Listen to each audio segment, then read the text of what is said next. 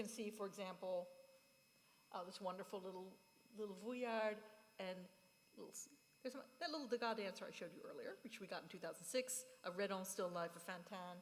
So clearly, you get a sense that she liked these intimate little Nabi paintings, much like Elsa did.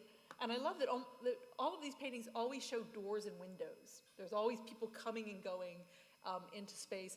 And of course, these beautiful still life paintings. So these interiors, and again, when I started looking, I realized they all do have doors or windows. I mean, they're always someone peeking in, whether it's Vuillard's mother or Vallotton's wife. You can sort of see through this window that wonderful, I just love that wonderful reflection of light in the foreground, which is just so stunning. And again, these beautiful, these light-filled, luminous interiors by Dufy and Henri Matisse. They're just such joyful, again, that breath of fresh air. And of course, still life paintings. I mean, these wonderful, intimate paintings.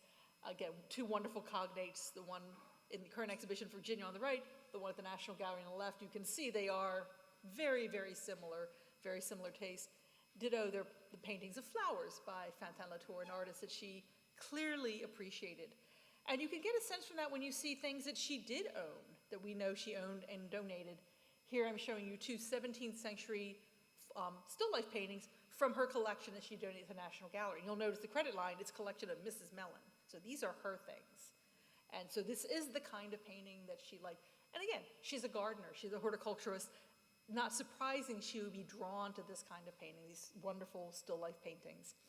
And again, paintings like the Marquet and the Gogh, which are in the current exhibition, very much part of that. Again, very intimate, very private, human-scaled paintings. And I just wanted to show this because painting that we got in 2014, which we lovingly call Mellon's Mellon. I just had to show it because it's a really good joke, because it really is. It's a melon, so what more could it? And it's just so beautiful. It's just just a melon sitting on a table, but it's fabulous. But the artist, I think, that really is hers, truly hers and hers alone, is Georges Seurat. Now, why do I say that? Well, I think it's because of works like these.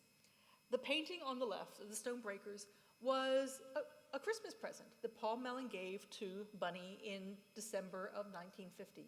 The first year they started buying art in 1950. So this was what he chose to give her for Christmas that year. 6 years later, he gives her these two beautiful Conte chalk drawings, one of a woman holding a bouquet, I mean, you can't get more explicit than that, and a beautiful drawing of a sower. These are the works that she kept. These actually did not come to any museum. These were sold to fund her foundation for her library, her horticulture library. And then you see things like these, with these beautiful little garden scenes by Georges Seurat. Many of them are very small. The one in the current exhibition is actually surprisingly large. These little oil sketches by Seurat, of which there are a number, tend to be very tiny. The legend always was that they were painted on the tops of cigar boxes. And actually, that's not true. The scale is right. They're on panel, but they're on artist panel. But no one has ever found, inscribed, Monsieur, Jacques Cigars on the back, as one would anticipate. They really are not that.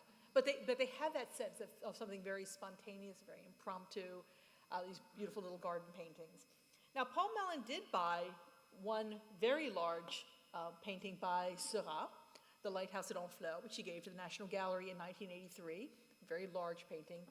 But then there's all of these beautiful little sketches, a dozen of them, that Bunny kept until she passed away in 2014. These are the things, these beautiful, luminous little paintings. They are just absolutely breathtaking and exquisite. When we talk about legacy, we can talk about the grand things. We can talk about the whole collection of Degas waxes. We can talk about big, splashy paintings like The Artist's Father. But we can talk about things like this, too. These tiny, intimate little things. Individually, one-on-one, they can fit in the palm of your hands. They are so small, so jewel-like. But you bring them together. You bring them en masse, and suddenly you have one of the greatest collections of Seurat paintings outside of France. Overnight, the National Gallery went from having three paintings, one tiny little painting and one drawing, to this. I mean, how transformative is that?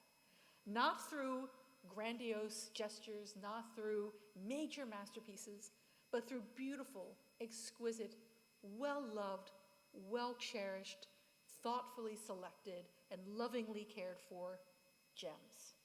And that, I think, ultimately is what makes the Mellon legacy so meaningful, so resonant, and so relevant, because it's something we can all enjoy on a very personal level. Thank you.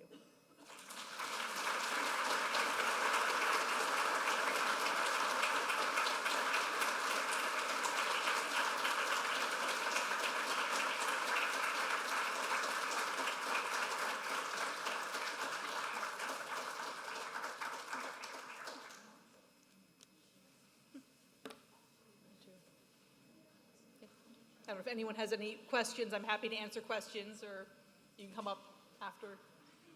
Or you can go see the exhibition, which is even better. It's like voting. You know, vote early and often, see the exhibition many, many times.